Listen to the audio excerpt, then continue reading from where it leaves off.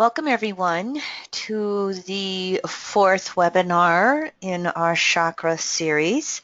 Tonight we're going to look at the heart chakra and love. Before we do, however, first of all, our housekeeping slides. Here at EAN, you can study with us three different ways: our free weekly audio podcasts, our Astro Library, and our multimedia course. Here's our Astro Library. This is where all of our materials eventually end up in one of these three sections. You can subscribe 1 month, 6 months, 12 months, or you can do a monthly recurring that you can cancel at any time. And you can do this for individual sections or for all three Astro Library sections at once. Here's our multimedia course. We offer three different segments here. Segments 1 and 2, in addition to the binders and DVDs, are offered digital only. You can also take segment 1 and segment 2 both ways. You can get the materials and the digital access. You can visit our website for more information on all of this. And so, it scared me. Sorry about that. Coming out of the blue. I didn't expect it. Just because it's relevant, we do have a special on all three segments of our course, good until February 29th will be the last day. So another week to get your course materials at a $50 off for any and all formats that you might choose: segment 1, segment 2, segment 3. So $50 off. That's even good on the digital version as well. So good time to upgrade, get the segment 2 materials. I have recently added 26 odd hours of Jeffrey Green relationship Pluto School that he did in 2004. That material now is in the segment 2 archives. So good time to upgrade to segment 2, and just wanted to get that little plug in for us, Kim. Thank you. All right, thank you. You know, Ray and I joke because I tend to be Well, the coupon code to get the $50 off, by the way, is Pisces. Pisces. Okay. There, now I think I got the plug in. Thank you, everyone. I think it's my Pluto Virgo. I guess if there's some other Pluto Virgos out there in the ethers, you can let me know. I just must have enough trauma karma in my chart, Uranus square the nodes, and Pluto early Virgo, that there's a joke between us that Leroy can walk around the corner and I'll jump 3 feet. Well, his voice shows up unexpectedly on a webinar and I still jump 3 feet. So, hey, those of you in the deep memory processing world, I may have a few more past lives that I have to process through to really calm down, relax, and feel safe in my body. So here we are tonight working with the heart chakra and love. Again, first of all, I have a few slides that are going to be very similar to the first 3 classes for those of you who have been taking the entire series. Here are some of the classic books on the chakras if you would care to study this in a little more detail. Anadia Judith is well known in this area, and it's her books that I get a lot of this material from outside of the teachings on EA that I know.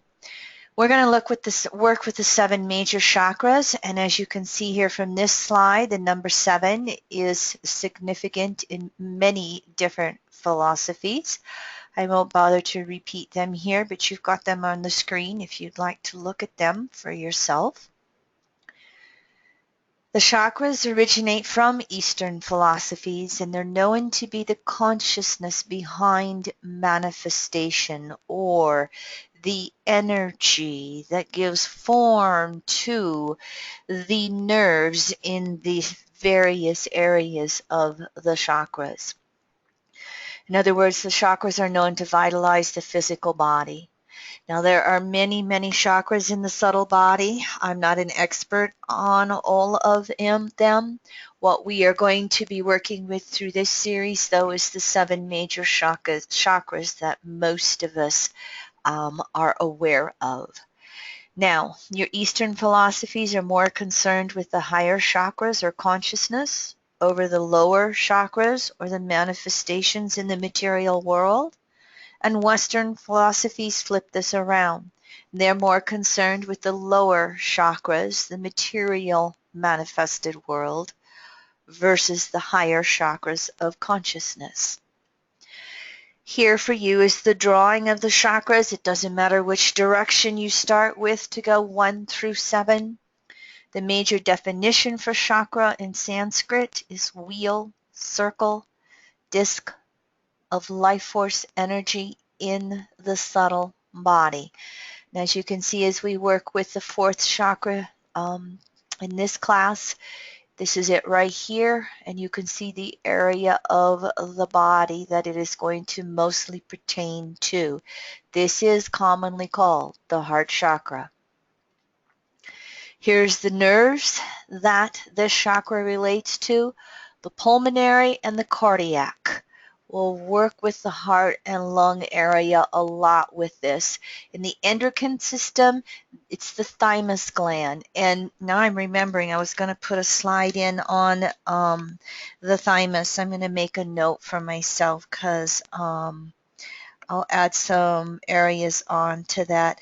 The thymus is a gland that's not looked at that much, compared to a lot of the others, and yet it is a very important gland for the immune system, keeping our immune system strong. It's also a gland that when it stays healthy is known to have a relationship to longevity. And so immune system, immunity, it comes in as a kind of relating to Neptune in its whole relationship to the entire endocrine system, as we're going to find out. And specifically, the immune system has rulership by Neptune. The thymus comes in as a secondary ruler of the immunity, and then again, the longevity factor. So I'll add a slide on to that. So for those of you who look at the PDFs afterwards, I'll get that covered for you. And so what we are looking at with the whole chakra system is what we would broadly know as Kundalini energy. And Kundala is Sanskrit for coiled. Kundalini was a Hindu goddess known as the sleeping serpent, and she was coiled 3.5 times around the root chakra. And the Kundalini energy travels up the Sushumna, awakening each chakra and transforming its energy. And the Sushumna is that vertical column of energy from the base of the spine to the crown. And then traveling in figure eights around it is the Ida and Pingala. Now, Oriental medicine has 14 major acupuncture meridians, and Sushumna, Ida, and Pingala are included in them. And here's your visualization of it. Here's the Sushumna, and coiling around is the Ida and Pingala. And here it is over here. Sushumna is the straight one, and Ida and Pingala are the figure eights that wrap around each of the chakras. Now, when we work with the chakras, they're known as energy that is both liberating and manifesting. In other words, when all our chakras are alive and open, we run the energy in both directions, and wholeness is being able to balance the chakras and run that energy in either direction, however is necessary. Liberation is when we start with the densest base chakra, the root chakra, and run the energy upwards. Manifestation is when we start with the crown chakra and run the energy downward, denser and denser into manifestation. These are equal currents in both directions. One is not better than the other. Now, another thing from the perspective of EA with the Kundalini energy is there is an actual gland at the base of the spine or coccyx that's behind the root chakra. It is not named in your Western medicine. It is known as the Kundalini gland. And when that gland is activated, it actually secretes a hormone. And the intention of the Kundalini hormone is to penetrate to the nucleus of any cell in order to purge toxins, heal, and alchemically change the consciousness of the cells. Any activation of the chakras, meaning any chakra activation, can bring on symptoms of intense heat or cold, shaking, transitory paralysis. It can also be purging physical contaminants or cellular memories of other lifetimes. It can also create any manner of physical symptoms that are not easily diagnosed by traditional medicine. The various experiences of the psycho-emotional and psycho-anatomical states arise with the Kundalini energy rising. And when we have any of these experiences, we must reflect upon them. Many of these experiences will orientate to other lifetimes, and yet they are being re-experienced in this life. And the repetition of those inner outer circumstances, including past lives, this life, means that there are issues that have not been totally resolved. Issues that can relate to the physical body and the health and wellness, to the whole endocrine system, to the nervous system, and to what we will call, again, those psycho-emotional states that we are working to resolve and heal. There's a very popular myth that Kundalini energy is related to sexuality. It includes sexuality, but is only part of the experience.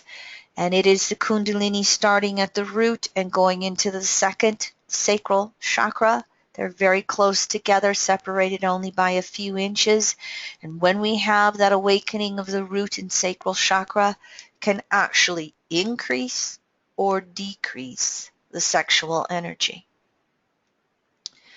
Now, when we look at it from the perspective of health and wellness in EA, the chakras will combine with the planets and their rulerships to understand areas of strength and weakness in the body. And it's important to understand that the planetary rulership, and by that I mean the 12 archetypes, all right? And at this point in time, Mercury rules 2 archetypes, inner, outer. Venus rules 2 archetypes, inner, outer. Those 12 archetypes and their planetary rulers are the foundations of where we look for strength and weakness in the body. The chakras are a secondary backup in regards to looking at these areas of strength and weakness. There is a general rule in health and wellness astrology that stressful aspects will tend to show weakness, non-stressful aspects will tend to show strength. However, all rules have exceptions. You need to observe and correlate. Stressful aspects tend to be conjunctions, semi-squares, squares, sesquisquadrates, oppositions, and you can include inconjuncts. Inconjuncts are known to be some type of health crises, and basically this is coming from the first archetype, Aries first house, and the sixth archetype, Virgo. This is the adjustments that have to be made, inner adjustments, Aries to Virgo, outer adjustments, Scorpio to Aries. Both of them, though, can show that the energy is not flowing fluidly. Was that a word? There's stress. And so if you look for in conjunction a chart, this can be one of the areas that you may naturally look for to see if there is actually a weakness in the body. If any 2 planets are in and in conjunct, what are the rulers? What areas of the body do they generally rule? What chakras do they rule? And as you can see, if you have a yod come in, you're going to have a mixture of ease and stress. But you can look for those areas to start looking to see if there are imbalances that are manifesting as what we would know health issues. Now, here's a slide of the chakra rulerships according to Jeffrey Green's teachings. These chakra rulerships come from an ancient Eastern Indian system with the traditional planets. Jeffrey added in the 3 outer planets for planetary rulership. And as you can see right here, again, Venus has rulership of 2 signs right here. Inner side of Venus, Taurus, outer side of Venus, Libra. When it comes to this heart or love chakra, it only has 1 ruler, Venus, and the sound is similar to the gong or the church bell. Now I want to point out something here to you as we look at this chakra. You see we would know it as a Star of David, but that's not what it's called in the chakra systems. We see 1 triangle here that is pointing upwards. This is the ascending triangle. We have another triangle that's inverted upon it. This is the triangle that's descending. More on this in just a moment. This chakra is called the Anahata chakra, if I'm pronouncing it correctly. Its color is green. It's the 4th longest wavelength and the 4th slowest vibration on the visible spectrum. It follows the, red, orange, yellow. Now we've moved to green. I pointed this out to Leroy as I was prepping because last week I forgot to put my colors in on the nerve and endocrine system chakra relationship. So I filled those in and now I did these. And what I'm noticing is my PowerPoint slideshow where it gives those basic colors, they're almost naturally lining up to these colors of the chakras. Stay tuned. I'll see how that goes. I think we're going to find that there's going to be those 7 basic colors of the rainbow that are going to be my default colors as we're changing colors aligning with the chakras. And I thought, isn't that interesting? The Anahata in Sanskrit is known as unstruck. I could have more research on that. I didn't have time or take the time to do it, but these were the words that Anadia Judith listed. Unhurt, fresh, clear. Those are the clearest words we have in English for the Sanskrit meaning of this chakra. And this is basically the ability to relate and balance ourself with others. Some of the key expressions of this chakra: breath, air, love, relationships, balance, affinity, unity, healing, expansion. There could be more. This is not an absolute list either way. Some of the distortions: isolation, rejection, jealousy, shutdown, possessiveness, control, depletion, burnout. How many of us can start to recognize some of these words as Venus words? This is known as the love chakra. And it is the central point in the chakra system. If you see this faded picture where somebody put the 7 chakras on, what's his name, Da Vinci's Man, Liberation of Man. If we go to this 4th chakra here in the background, we have 3 below, we have 3 above. So this is the central point in the chakra system then. It's known as the seed of the inner eye, the eye of the storm, the center of love. It is the core which unites forces above, 3 chakras above, and the forces below, the 3 chakras below. And so this chakra is where we integrate and balance mind and body, spirit and matter, and the 3 lower chakras with the 3 higher chakras. Now remember we said that it was a 12 lotus petal for this chakra, if you bothered to count that green picture, and within it is a dual triangle, as I showed you, the ascending triangle and the descending triangle. And so the descending triangle represents the descent of spirit into body matter. And it's the limitation that is experienced through the downward force. The chakra system from crown to root is a downward force, and it's the force of manifestation. It is going to start condensing or limiting itself in order to manifest into matter some way. The ascending triangle is the ascent of matter into spirit. And it's the liberation force. It's that upward force that becomes lighter and lighter and less dense as it moves upward. And what happens here with this heart chakra is both of these forces, the descending force of manifestation, the ascending force of liberation, they merge at the heart chakra. This is where they pass each other and meet in the middle. So you understand how this chakra starts to be called integration and balance. This heart or love chakra contains some of the deepest wishes of the heart. And many times it is what the soul desires versus the ego. Whereas our second chakra is more object-oriented, we have those desires to merge with another. We want to merge with another object, another body, one human merging with another human.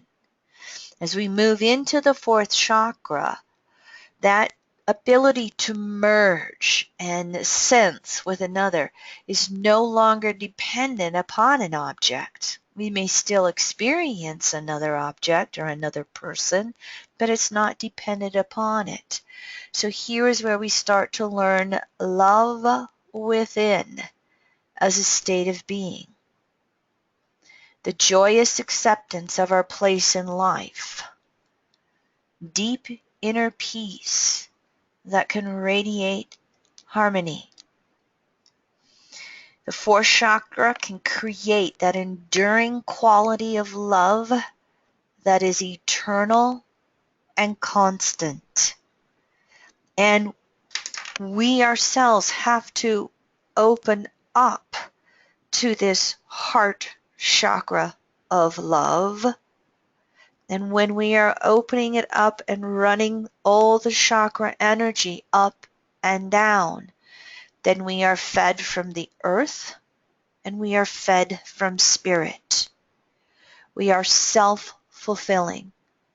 We learn that love within ourselves.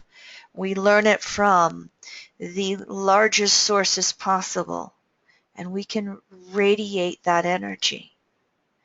So there's a balancing energy, again, that starts to come with this chakra, balancing the higher, lower chakras, that then leads us into balancing all of our relationships. The inner relationship we have with ourself, and the descending triangle and the ascending triangle with matter and spirit, and balancing the relationships we have with the outer world, us and another person, or us and the whole world. So you're starting to see that this chakra is opening up to really vibrate energetically with all the forces of the universe here. at a more conscious level. And so what we find here is all lasting patterns are a product of equilibrium or balance amongst all the parts. Then if you look at this by factor of relationships, let's say for instance outer relationships. When you have long-term relationships, you are balancing and equalizing the energy between yourself and another in a way that is harmonious, in a way that is more or less balanced, giving and receiving. And when we have situations where relationships are not long lasting, there is an imbalance. There is an inequality. There isn't an equal exchange of energy that allows the pattern, that relationship to exist. Now, we can look at this whole concept right here between ourself inwardly and outwardly, and between ourself and another person. It's going to be, whether it's an inner outer balance or it's us and another, you see that we're trying to, again, find that center, find that core that allows everything to exist in a state of equilibrium and balance. And so relationships are always going to interface between matter and information, or matter and spirit, between ourself and others, masculine, feminine, and specifically with this chakra, it has rulership of the arms and the hands, as you can see from here, up and down, in and out, input, output, inhale, exhale. So as we start to work with the heart chakra and love, can you start to get this energy that has to be balanced? There has to be this equality of giving and receiving, input, output, contained within ourself and between ourself and another, be it one-on-one or as a whole. And so here is where we can look at the whole situation of the spiral. So whether we start here at the core with the fourth chakra in the heart and we spiral around to each of the other 6 chakras, or we can start with the crown chakra and spiral inward. So this is another way, not just energy moving straight up and down. Energy in a spiral starts and ends right here with this core heart chakra.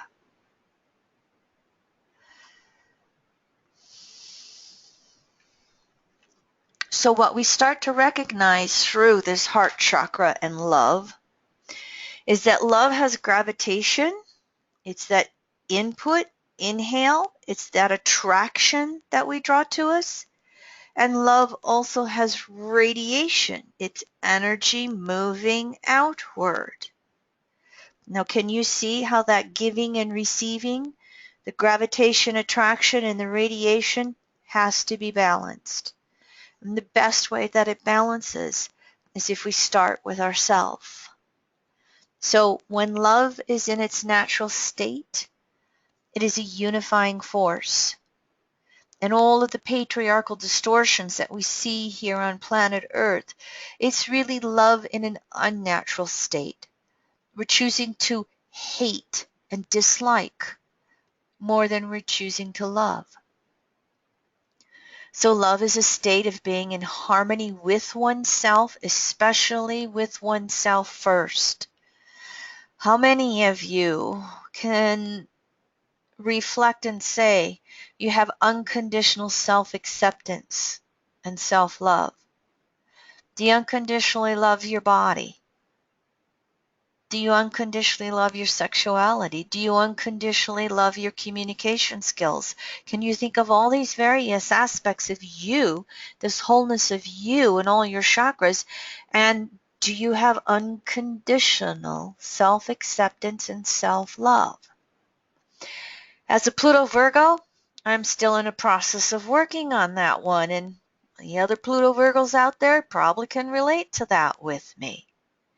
And so when we get into those extremes of giving too much of ourself, especially when we're not in a state of harmony with ourself, we deplete our energy. We burn ourselves out. We shut down. We get exhausted. And in the same respect, we can take it to the other extreme. We can take it to the extreme of selfishness. We see that with this chakra as well. Most likely a lot of listeners on this type of a phone call will go towards that extreme of giving too much. There's that interface between Leo focusing on self and Virgo focusing on others. When these two archetypes get too extreme in either direction, they're not in balance. You can now see how Leo, that pyramid reality, and Virgo, the inverted pyramid, can you see how they've got to have that balance as well between the two? So when we have that harmony and balance within ourselves, then it's going to allow the fourth chakra to have a transcendence of the ego, those lower chakras. It allows us to loosen our boundaries and merge with that outside of us, to merge with the higher chakras and consciousness. Just repeating myself in different ways here again from earlier slides. But that ability to balance ourselves and others is going to start with an inward balance and harmony.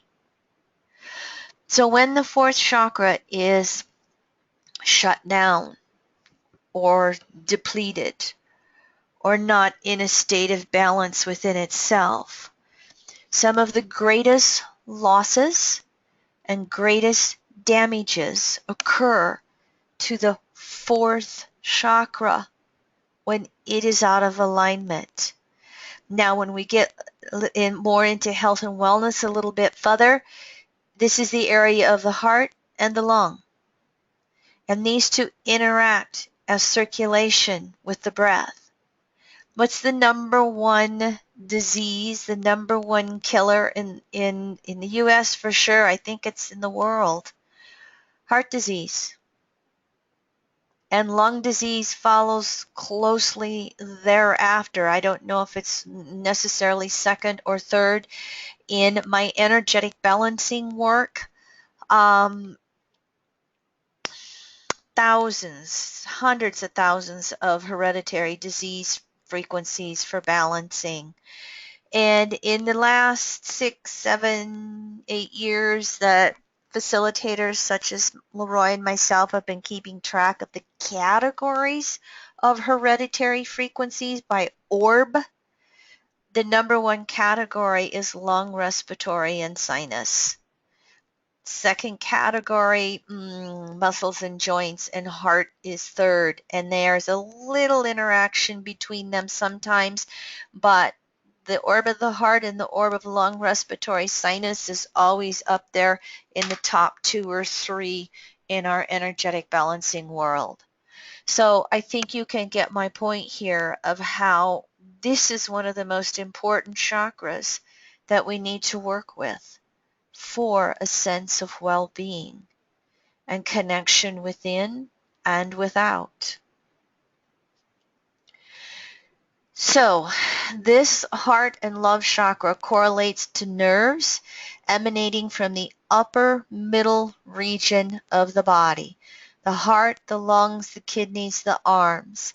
And when we put the heart and the lungs together, we have our circulation system.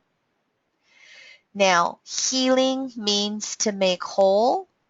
Healing is the restoration of balance, there's that word again, to any organism or situation in our life. And a healer is a catalyst allowing another organism or situation to self-heal. We don't heal the other person necessarily. We provide the environment and the catalytic energy that allows them to self-heal. And with its rulership of the arms, specifically the inside of the arms are yin, and they relate to the fourth chakra and healing. Think about wrapping your arms around somebody and loving them, hugging them. The outside of the arms are yang, and they relate specifically to the fifth chakra and creativity, the one we will look at next on our series. And the hands, which are extensions of the arms, so they will also come into a rulership with the fourth chakra. Our hands have more neural receptors than most parts of the rest of our body. Just think about that, how sensitive the hands are. And we think about the laying on of the hands and Reiki and chiropractic and all of the, I think chiro means hands in Greek or Latin. Think about all the ways that we use our hands in a healing nature and also in a sensitizing creative nature as well. The other thing that we start looking at with the heart or love chakra is breath. And breath is utilized for burning out toxins, for releasing stored emotions, changing our body structure, changing consciousness. Breath is used for speaking. Try taking in a breath and stay. I can't even say a word. We speak on the outward motion of breath. We can't speak on the inward motion of breath unless those ventriloquists have really, learned to play with that one. And breath is used for metabolizing food. And on average, humans will take 18 to 20,000 breaths per day. We will take in 5,000 gallons of air per day. And, I said air. This needs to be air/oxygen, okay? That is oxygen, and through air is the most quickly distributed element throughout our body. We can only exist a few minutes without air, whereas we can exist for hours without heat, think hypothermia. We can exist for days without water. We can exist for weeks without food. But we can only exist a few minutes without air. Now, breath is under both our voluntary and involuntary control, under both the sympathetic and the parasympathetic nervous systems is another way of saying it. Now the brain uses 1/4 of the oxygen that is consumed in a resting body.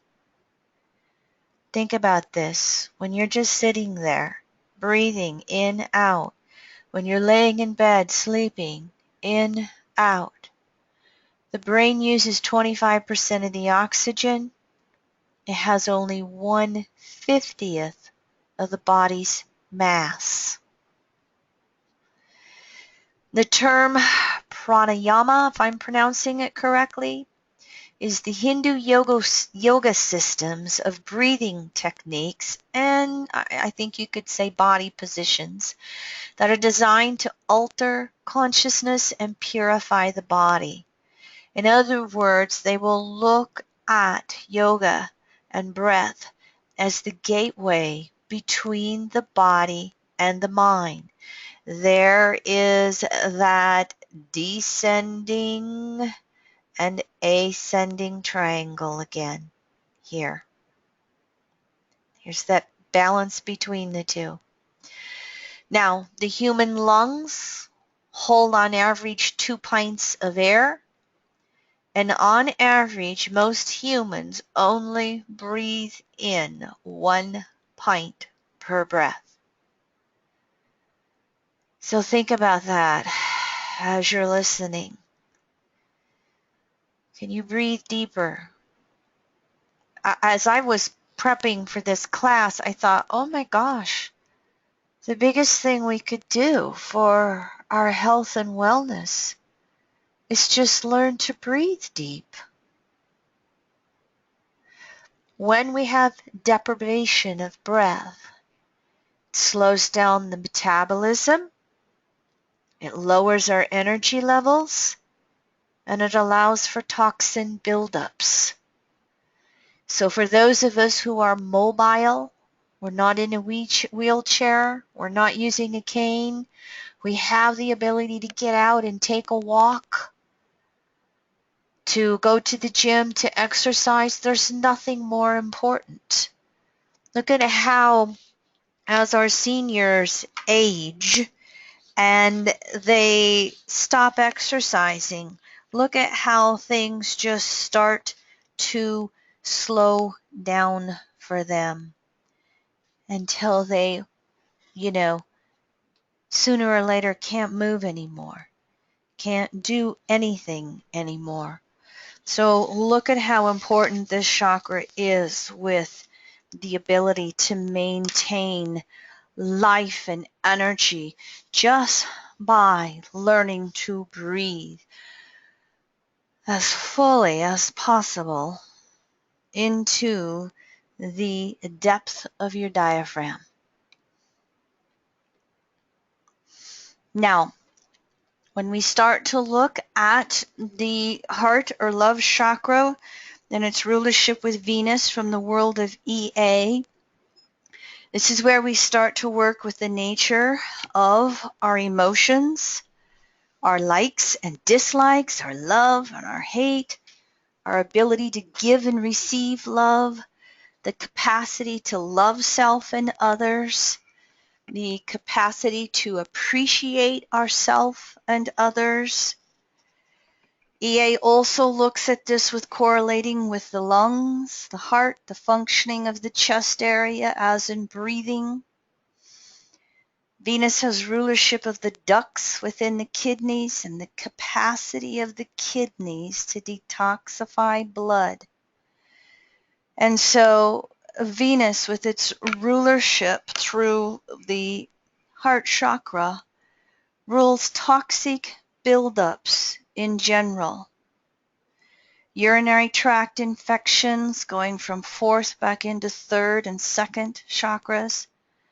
Leukemia, which is cancer of the blood, gallbladder problems, toxicity of the fats in the body and not being able to metabolize them. Varicose veins, the toxic buildup of our veins and not being able to pump all the waste and carbon dioxide back out through the lungs. Tonsillitis, blood clots, throat infections. Balance, remember balance? Really getting how that balance and equilibrium is in this chakra.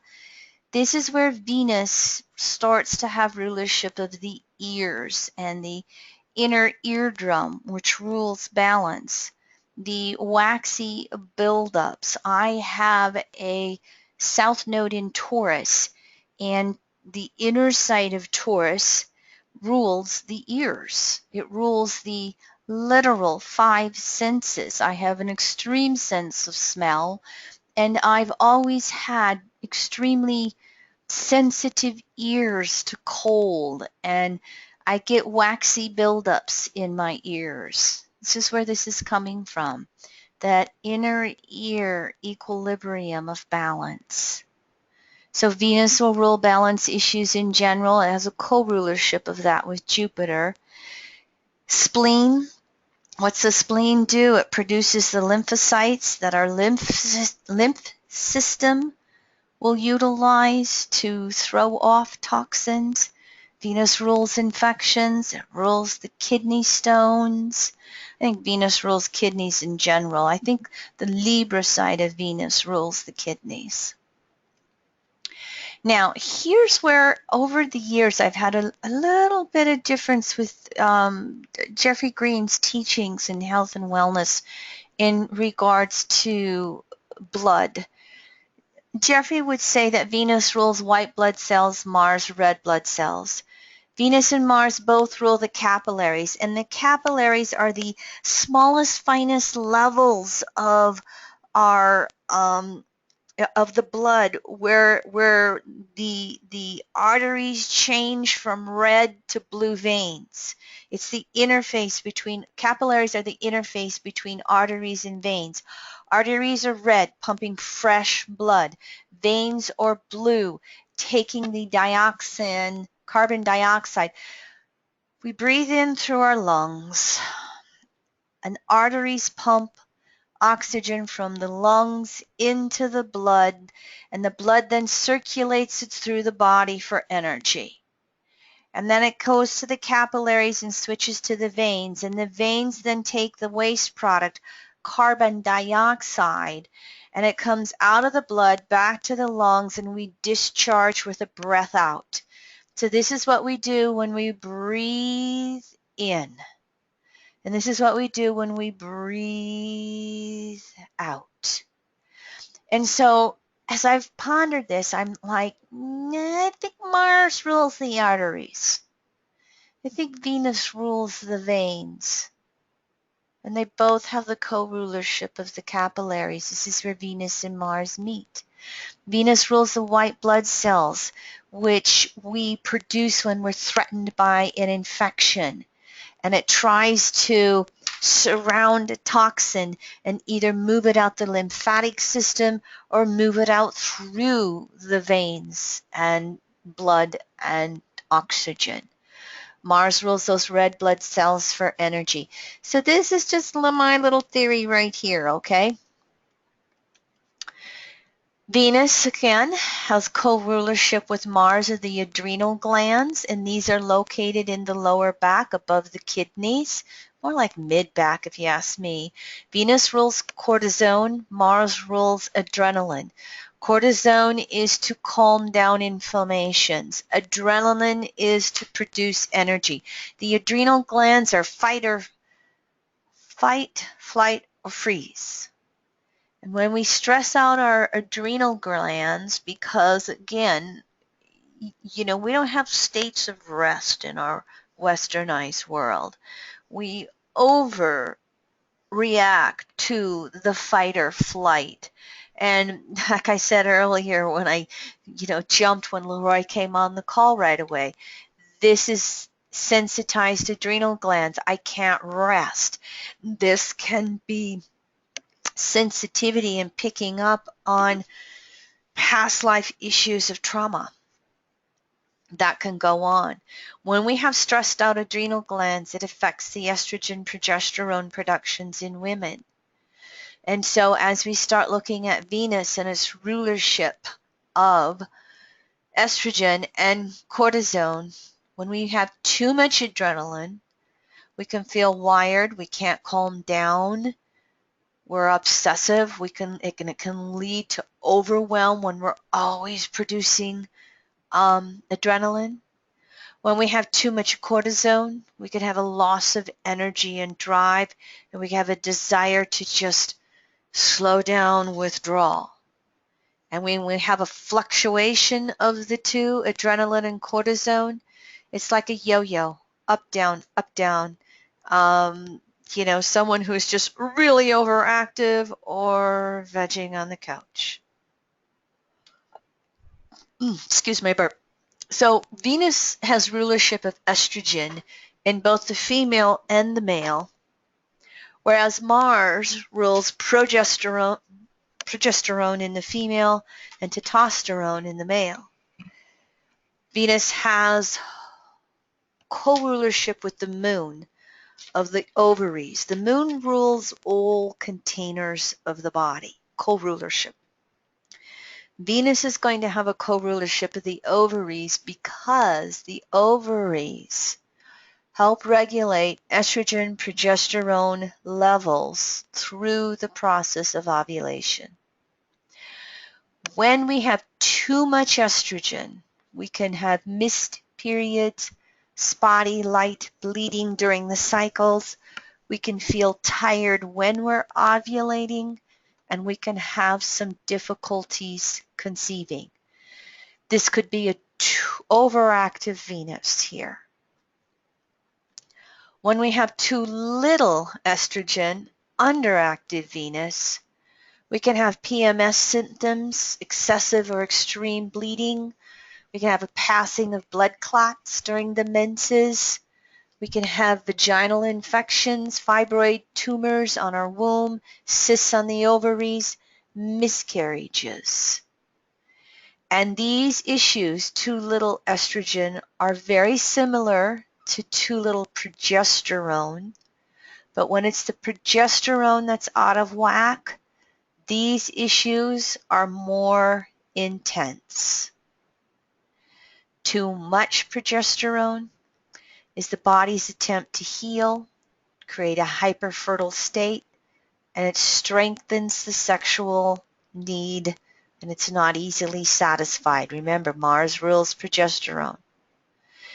And so, as with the Anadia Judas things on the heart chakra, heart diseases, as I said, #1 cause of death in the U.S., lung diseases, toxin buildups, accidents with arms and hands, and we can throw off the entire system when this chakra is out of whack, or in this case, when we have stressful aspects to Venus. Whoops, here's my chart, but before I move into that, that's all my material. So I'd just like to check in and see, do I have questions or comments for anyone? And Leroy, I forgot to tell you who our volunteer is. She did say it was okay if I used her first name, and her name is Joanne. So if you would like to see if Joanne is perhaps muted and can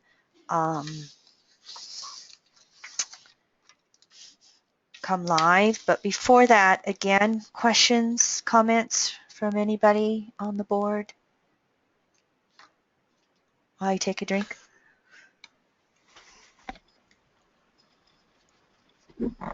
Everything's pretty quiet on the board. No raised hands. I have unmuted Joanne. I hope she's mic'd. Yes, hello? Can you hear me? Hi. Yes. Hi, Joanne. How are you? Hi, good. All right. You're coming in just fine, honey. Thank you. Excellent. Yeah, I think what I'm noticing on these webinars is we're all starting to learn how to utilize them with our good old headsets or earbuds in some way. So welcome, my dear. What I would like to do is just briefly condense your environmental conditionings, and then I'm going to start with hearing from you. Okay, I like to get your feedback on what's sparking for you having listened to class. So our volunteer is female, and her data is November 25th, 1962. 4:16 p.m. in Calgary, Alberta. Her rising is 28 degrees Leo.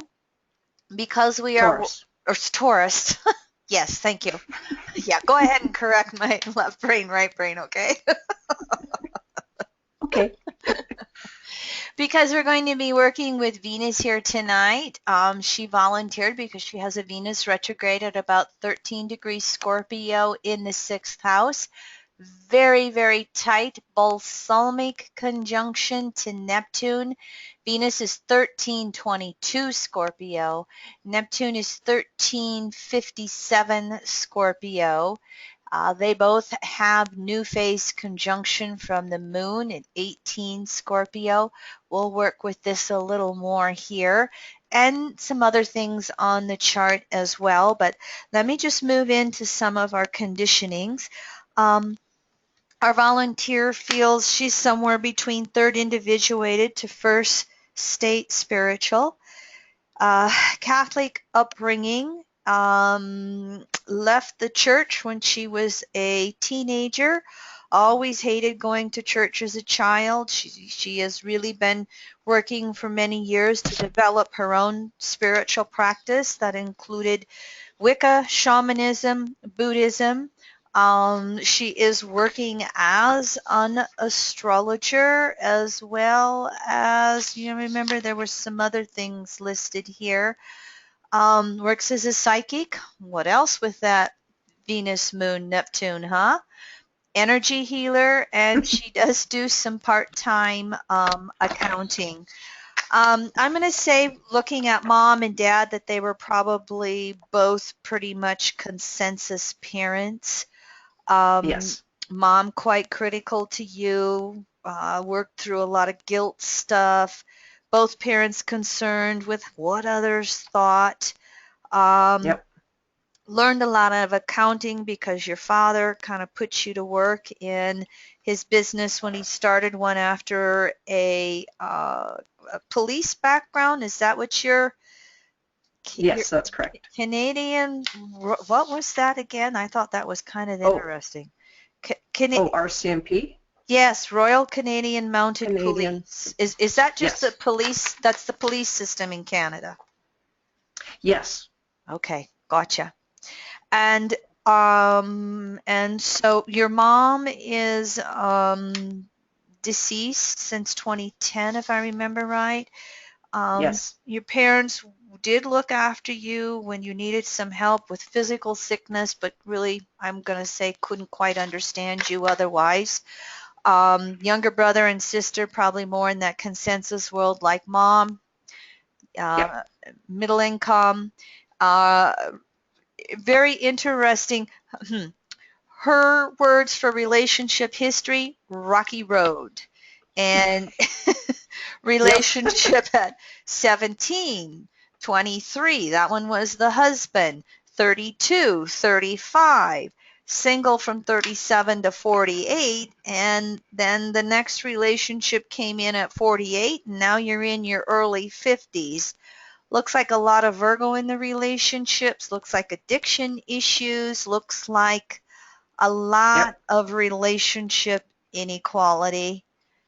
Yep. And partners would turn quite cold and critical. Yes, always. And it looks like this last relationship, you've kind of been pulling back from it because of his criticism. And go ahead. He's heading the same way as all the others. Gotcha. Gotcha. And now I'm just looking. Yeah. Younger brother, sister, both married, and tend to be, again, somewhat in that consensus world, pretty much like your parents, although your sister does have Venus retrograde like you do. I know. I found that interesting. Well, let me just let you start off. I'd like to hear from the volunteer because as you're listening, you've got to be sparking on things. So what struck you most in just listening to this information with this class? All of the health issues are so bang on with what I've got. I've always had lung issues. I had really bad case of pneumonia back in 2000. Was sick for a good 6 weeks. And that's when your mom took care of you, right? Yeah, that's when Mom came out and took care of me for a while because I was really sick. But I've always had lung issues when I was younger too. I had my tonsils out. I've got varicose veins. I have had immune issues, but I think I've got that sort of under control. It's not as bad as it was. Lots of allergies, which affect the lungs. So, you know, you get anaphylactic shock, right? Cuts off the breathing. Yeah, so a lot of that really hits home with the heart area. Interesting. And then also what you talked about, the, you know, the low energy, the estrogen, progesterone, that also plays a part too, where there's too much sometimes or not enough. So you don't have any biological children, and if you would describe your menses history, if you're comfortable, what would you say was mainly your history with your menses? It's actually been quite normal. I started, you know, at, how old was I, 14 or something, and didn't feel it, didn't have any symptoms or anything. It just started. And for quite a long time when I was younger, because I was so physically active, I never had any PMS symptoms. I always had to look at the calendar to make sure I knew when it was coming. And even today, it's clockwork. It's like clockwork. You know, it's never been irregular. It's always been on time. The one thing it does do is PMS, it hits the emotions. Like for 3 or 4 days before my period starts, I'm an emotional mess sometimes. Not all the time, but sometimes. So it's either I'm either crying or I'm angry. So it's very weird. Yeah. I'm going to, you know, one of the things that we are starting to look at here, I'm going to point out some aspects in your chart. You know, you have Venus in a crescent phase square to Mars. So you have a Venus-Mars square. So there's a stress between the adrenals right there, and can also be between the estrogen progesterone situation. Venus also has a last quarter square to Saturn, and Saturn is conjunct the South Node Aquarius 10th house here. And Aquarius is known to dehydrate, and Saturn is known to crystallize or freeze. Jeffrey would always say that any women who have harsh Venus-Saturn aspects could have issues with osteoporosis later in life. I have a Venus-Saturn conjunction in the 11th house in a fire sign, Sag, and I am sensitized to that. And I found out about that early enough on that one of the things that I started to do as soon as I worked with the onslaught of menopause. There's my word. There's your word, yes. Yes, good old menopause. I started in with hormonal herbs, and I went off them at one point. I'd been on them for 4 or 5 years, and I thought, oh, I don't need them anymore, and I went off of them. And within a month, my husband was begging me to go back on those herbs. And I didn't really notice it so much physically, but I noticed it emotionally. And I can go, if you're interested in the hormonal herb, the brand is called Solar Ray, SOLARAY, and it was one of the first herbal blends that I learned about back in the 1980s. And it used to number the blends, and 7 deals with female issues, 7D is natural change. And I'm not remembering exactly which of the herbs are in there, but that one. And I also then started on the herb ginseng. Ginseng is excellent when you start to reach menopause, because ginseng is what's known as an adaptogenic, and that means it will increase or decrease the hormones in the body. It will help you increase or decrease secretions of your hormones depending on what you need. So it works to balance out those adrenal glands. Okay, So, yeah, because I do take ginseng herbs in my tea in the morning, mm-hmm, and I started taking I went to my naturopath because I was an emotional mess, right? mm-hmm, And I thought it was my hormones, and she said, no, it's your adrenals are shot. yes. So she started me on a natural adrenal support vitamin Mm-hmm. supplement, and helped huge. I'd go off of that for 3 days, I'd miss it for 3 days, and I'd be a mess. And then I'd go back on it, and I'm fine. Mm-hmm. So that's what I'm taking right now. Good. And I should also like to point out that there's more than one type of ginseng.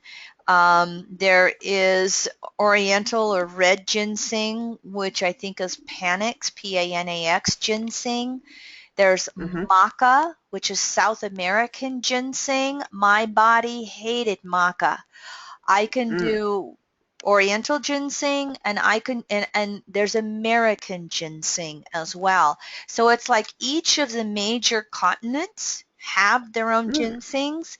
And I will also say that I mean, if you're finding a tea works for you, great. I'm familiar with a lot of ginseng teas, but because we do ginseng as the root, Mm. there's a rule of thumb when you take the root of an herb that you either want to do it as a tincture so that you've gotten the nutritive parts out of the root, or you want to do it as ground up capsules. So just keep Mm. that in mind too, um, Okay. with any of the herbs that are the roots. Okay. Um, Okay. there was something I was wanting to back up. So in other words, to balance your estrogen, progesterone, you hit the nail on the head. You got to balance the adrenals first. Yeah. And another way to balance the adrenals, I'm just going to bleed over into for the first class and back to Uranus. Uranus balances out the adrenals, and the Uranus herb is Fo-Ti root, F-O-Ti root. It's a longevity herb, but it really does help balance the brain, which helps us balance the adrenals, and adrenaline, cortisone, fight, flight, or freeze. Mm. Okay, so that may Okay. be another hormonal herb to consider when you start going through any of the menses. When you talked about your health issues, and I'm not going to be just health, we're going to move into the relationship stuff too before we get done here, okay? Okay. When we look at all the health issues you described, Mm-hmm. every single one of them for me was hitting on toxic buildup, Yeah. toxic levels, whether it was the lung and pneumonia. What's that doing? Trying to move all of that excess mucus that's built from, I think pneumonia is still a viral buildup, isn't it? Or is it bacterial? I don't know for sure Mine what they call it. mine was bacterial, because you can get viral or bacterial. Yeah, yep. And when I had that pneumonia, I was going through Pluto square at the time. I was just going to say. I mean, either one would be viral or bacterial. Pluto has rulership of both, but isn't that Yeah. interesting that it would go that way? So, of course, now you see with the varicose veins, that is how we, move the blood back up through the heart into, and then move the carbon dioxide out through the lungs. So you can see that that's a toxic buildup. Tonsils is just a toxic buildup of the lymphatic system. And thank goodness nowadays they are saying we're not going to automatically take them out. I used to get all kinds of tonsillitis infections. I had a Yeah. lousy processed food diet because that's how my mom was raised coming out of the dirty 30s. And I Yeah. didn't get the fresh foods. I don't know if you were the same way. And I was scheduled to have my tonsils out in my freshman year of college. And I backed out of the surgery and said, I think I'm going to look at nutrition. And that was one of my first ventures into nutrition was when I decided I wasn't going to have surgery and have my tonsils taken out. So, because I was getting tonsillitis like quite regularly. yep. So they decided to take them out. And how old was I? 9, 10 or no? I was just young. I can't remember. Early teens. Can't remember. No, wait a minute. I turned. That's right. I turned 18, 19. I think it was 19. 18 or 19. Yeah, it's about my age too. Isn't that interesting? That would have been a lunar return. The moon. Yeah. Moon, rules containers, and the lymphatic system is so much of how well you can move toxins out of the body, and all the white blood cells. Immune boosting herbs. Cat's claw is a good one. Astragalus root is another good one. There's 4 of them that I used to make tinctures, and I would sell a blend of them. Leroy, can you remember what the 4th herb was? That's how Leroy and I knew each other before we were in relationship to each other. Back in my 30s, I used to tincture herbal blends, and Leroy would show up and buy my immune system herbs from me, maybe some others, but I could remember. I was working with kids, so I automatically this time of the year, particularly in the winter, kind of encased with all these children coming in with all their germs, I would need a lot of immune support. And I think you're searching for hawthorn berry. No, hawthorn is the heart. Berry. Hawthorn. It's a hard. Oh, okay. That's a hard herb though that I thought would be appropriate for this class as well. Oh, it is. Thank you very much. And when you work with hawthorn, you work with the entire plant. You not only work with the berry, you also work with the leaf and the root. And now this is bugging me. So I've got cat's claw, astragalus root, elderberry. Podiarco, that's it. Thank you. Podiarco. What is it? Paw, P-A-U. And then the second word is the letter D, apostrophe. And the third word is arco, A-R-C-O. And cat's claw and podiarco are both barks. And I want to say... You will know when you're doing the tinctures with podiarco and cat's claw because it is a very astringent tincture. Kim made some of the best, and if they didn't work so well, I would have never touched them with a 10-foot pole. But powerful tinctures for sure, and they do have a very distinctive astringent taste. And then everybody knows elderberries that are familiar to the northern plains. I actually grow a whole, the length of my house on the north side, I grow elderberries. And it's a battle with the birds to beat them to it, but I would grow those for that. And so those are the ones that I have found to be so good for strengthening the immune system. And as you strengthen that immune system, then you're going to strengthen the ability of the body to release all the toxic buildups. Not to mention vitamin D. Right, yes. That's a very strong one. And so, thank you. When I ask for volunteers, I usually just have somebody give me a chart and they say, well, I got an aspect to this blah, blah, blah planet. And the environmental conditionings really don't include all the time whether or not there's any health issues. And boom, boom, boom, we seem to have been moving through them here as we go through this series. So thank you for being such a good example. Let's move on. Unless you or anybody else, and let me just check in. Do you have any questions or comments looking at it from a health and wellness perspective with this heart chakra? Me, no. Leroy, anybody on the board? If you do, you're welcome to interrupt us.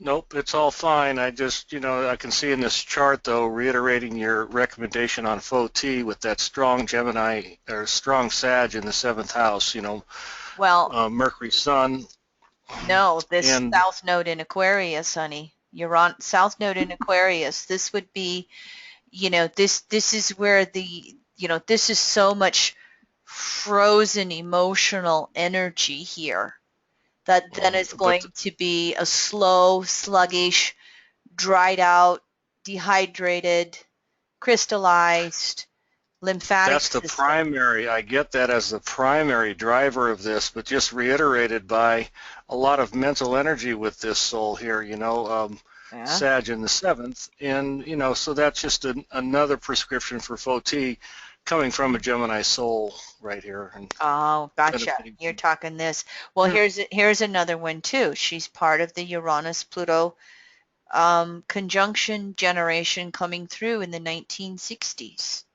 Observing that as that balsamic conjunction to Pluto in Virgo, which is another Gemini archetype again, but all that is obviously the ruler of that Yes. Aquarius in the 10th. Yeah. Yes, and where you're coming from, Leroy, is the nervous system and the overactive brain. Uranus rules the brain.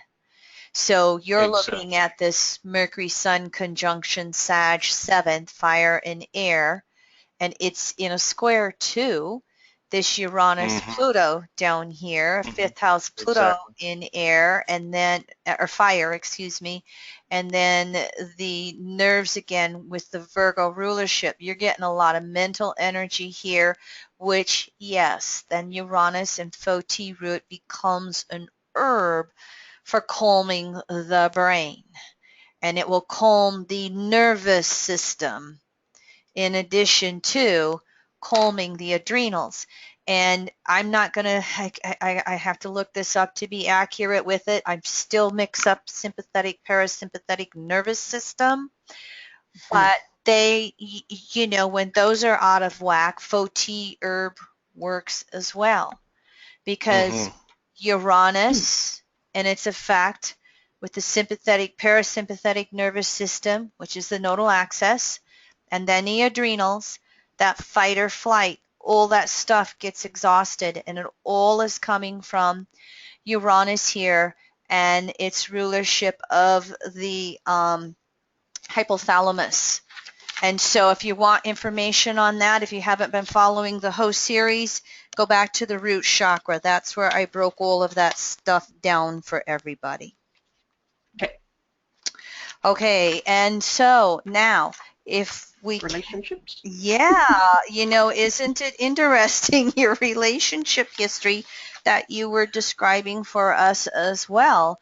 And first of all, Venus balsamic Neptune, this is really learning to recognize that inner divinity and relationship with your own divine, relationship with the ultimate divine, coming through to all of that in order to heal and balance the love within yourself. Now, this Venus balsamic Neptune in Scorpio, in 6th house, it is going to draw in all of those karma mates in which you have those famous issues of inequality, in which you have all of the Scorpio wounding of control, possessiveness, jealousy, cruelty, meanness, 6th house. I mean, we've got a Virgo Scorpio thing going on here.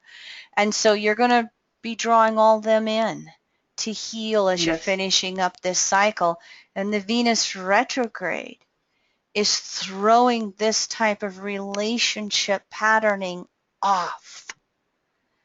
And what's the polarity? 12th house. Here it is, talking about that inner divine again, and divine relationship with source. And in Taurus, the polarity to Scorpio over here is Taurus. It's really having you find your own inner peace and balance. Yeah.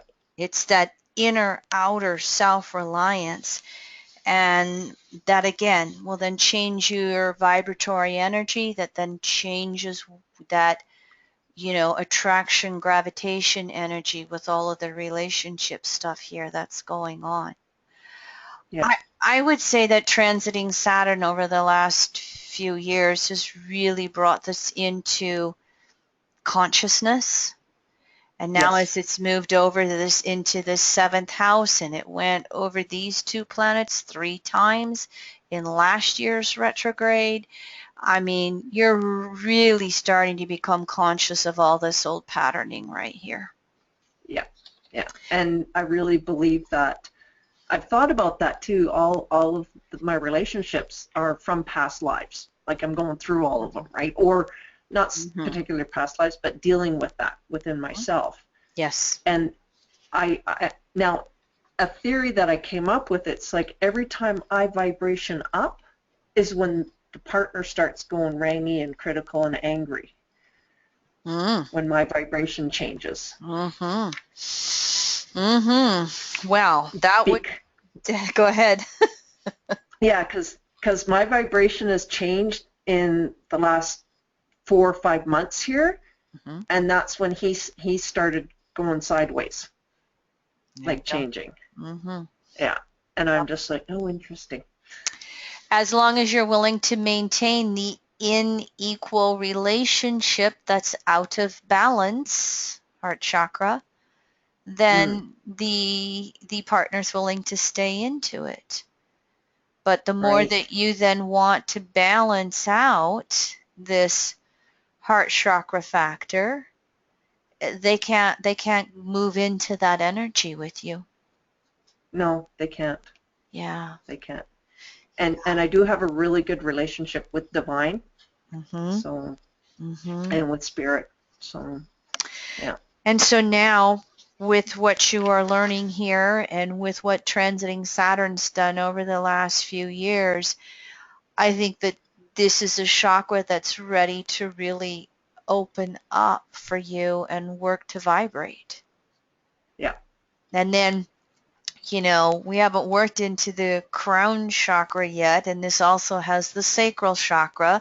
So there could be all the inequalities around the homosexuality issues in relationships as well. But yeah, totally. that stuff can change as you open up this chakra and balance it within. And it's as we, explore the crown chakra in this series, I mean, I just see this, I see all your psychic energy is undergoing a lot of change as well. It and is. Yeah. working to balance that again, the heart chakra and the crown chakra. I did not know in my own studies, this has been a good review for me, and this is why the teacher teaches. I get to do it again and learn. But it had not dawned on me how much the 4th chakra and heart chakra was so much about balance. Oh, right. Balancing within and balancing that inner outer. I mean, that was my big light bulb prepping for this class. And it's like, wow, okay, I'm getting this. And that makes sense. What you could be doing here with Venus in Scorpio 6th is go to extremes instead of being able to balance. Extremes of trying to heal and help the partner evolve, and then wearing yourself out and having to go within and heal yourself 6 energy, and they're then either going to, like you said, turn critical, or they're going to play, the dance away lover. When you're giving them attention, they don't reciprocate, and when you pull back, all of a sudden, there they are. There's that extremism versus the balance that you're really striving to create here now with having Venus retrograde. Exactly. Mm-hmm. That pretty much sums it up. All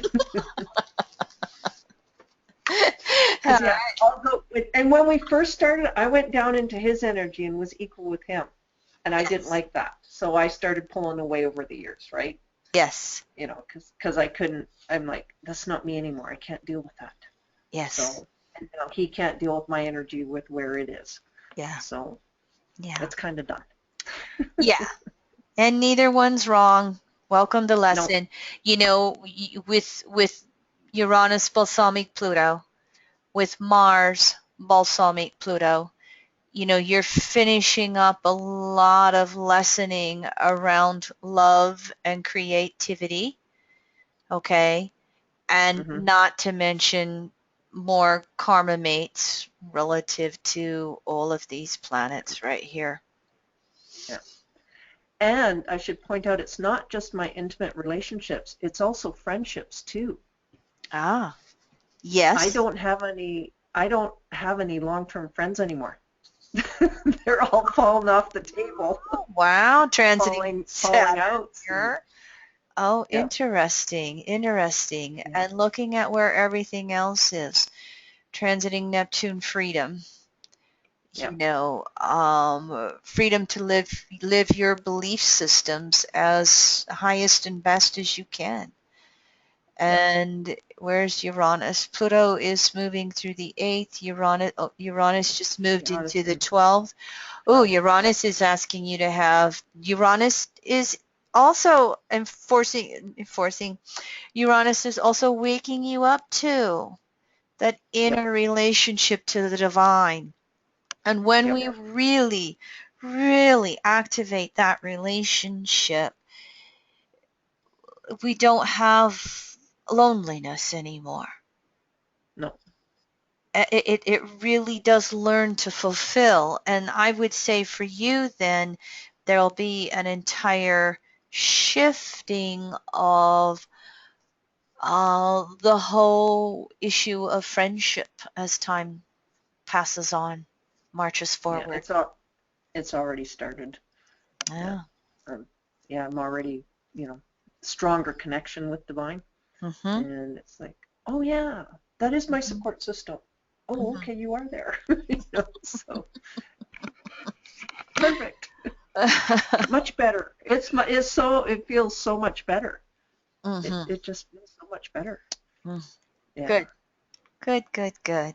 You know, I did remember something on the health and wellness side that I wanted to talk about, but anything before we move, anything else on the whole relationship side, that balance and equilibrium, inner world, outer world, intimate partners, friends. It's been exhausting.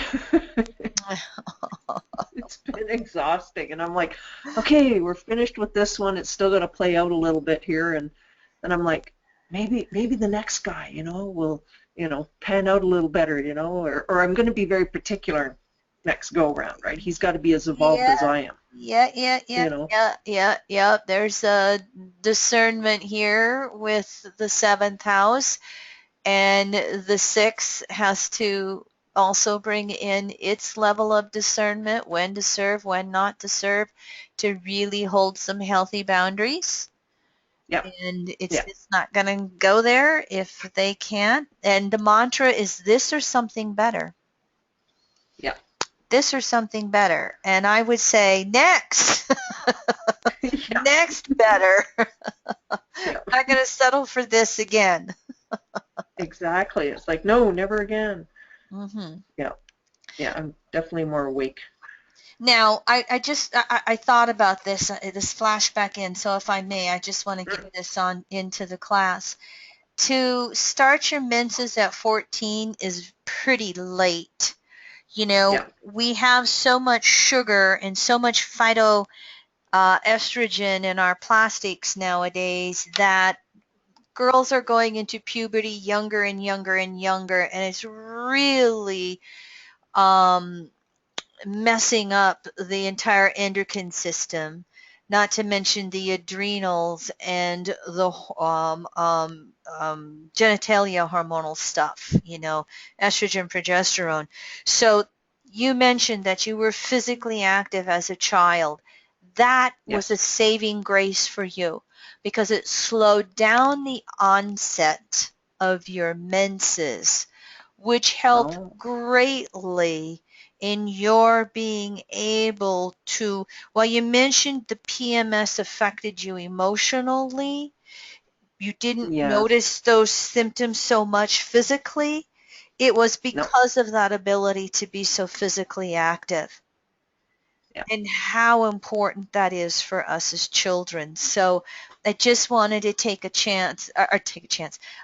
I just wanted to take a moment and point out that that was a very positive thing for you that you did in your world. Whether it was your Yeah. Sag energy, your fifth house Pluto, your Mars and Leo, whichever one it was, Yeah. that was a Yeah. good one for you. Yeah. Both my parents were always very active. We were always out doing something, so Mm-hmm. yeah, Good for skiing you. and swimming and yeah, I didn't always have doing something. I didn't have any of that. All I had was pig chores and sitting on Mm. a tractor. And with pig Oh. chores, I was carrying 5-gallon feed buckets, so I have a little bit of scoliosis, which is the Saturn-Venus conjunction, Saturn with the spine, okay? Mm-hmm. And I didn't, uh, there was no physical exertion other than carrying feed buckets for 10, 15 feet and sitting on Oh. a tractor because I started out very young helping my dad in the field. And so I really noticed I didn't have a lot of exercise. I still don't know how to swim. I didn't have any of that. And as I got into a young adult and I discovered exercise, it was a Mm-hmm. saving grace for me with my hormones. So just Oh yeah. sharing that difference for any listeners to this class in how much that physical ability, which then activates all of the pumping of blood and lungs and oxygen, carbon dioxide, to get everything in the system and body moving. Yeah. So while that was very helpful for you as a child, it's quite possible I've not brought the Neptune rules the immune system in general. We'll learn that. Co-ruler of the sacral chakra rules the crown chakra. Moon has co-rulership of the Ajna chakra, but Moon also has co-rulership of the lymphatic system. And these three right here are going to tell me that this is just going to point out a sensitive immune system. So Oh, even though your huge. physical activity helped out a lot with some of the adrenals and female hormonal things, this right here is a very sensitive thing in regards to the immune system, coupled with the fact that, a firehouse Pluto, and again, this here Saturn conjunct South Node Aquarius 10th, the whole dehydration of the ego, and I want to say this is the sympathetic immune system, Mm. and therefore it lent itself to toxic buildup here, Yeah. sluggish immune system. And over the years into my adult years here, I've really cut back on all the crap and eating a lot healthier and am a lot better. My lungs are stronger. They're better now. And they Good. still have setbacks during the winter here and there because of the cold weather. Mm-hmm. But still a lot of food sensitivities, my major food allergies, but it has gotten better. And with some DMP work as well, it's gotten better as well. Mm-hmm. Good for So you. it has gotten better over the years. Yeah. Good. Well, Yeah. anything else that you want to, questions or comments in regards to your chart? No, other than the relationship part of it sucks, but that's okay. We'll figure it out.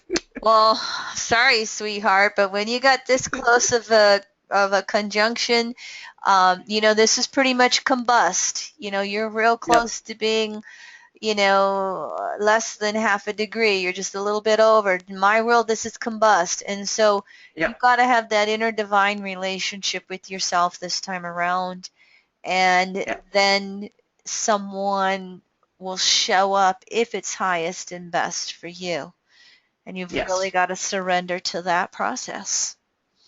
You've sacrificed yourself too much to have relationship, and you can't do it anymore. No, I can't do it anymore. No, I'm done. All right. With that. So we're just going to trust in the divine from here on in. All right. Well, thank you so much for being willing to be our volunteer. And so for those of you who are working in this series with me, we are going to have a couple of weeks before we have our next one. We're going to look at the fifth chakra, the throat chakra, and communications. I think it's Wednesday, March 2nd, when we will have that class. This is going to have rulership by Mercury. So if I have anybody who would like to volunteer for this class, harsh Mercury aspects, Mercury retrograde, you are welcome to send me an email if you are interested in being a volunteer for this class. I got to change this. This is Ajna. I'm saying third eye, and Leroy corrected me. This March 21st class, it's co-ruled by the sun and the moon. So anybody with, the only thing I've asked for is harsh aspects to either one or both of those planets. Volunteer for this class. And this last one is going to be Neptune aspects here with the crown chakra. All right, so thank you very much, everyone, for participating, and we will see you on March 2nd with the throat chakra and communications. Adios. Thank you. Thank you, honey.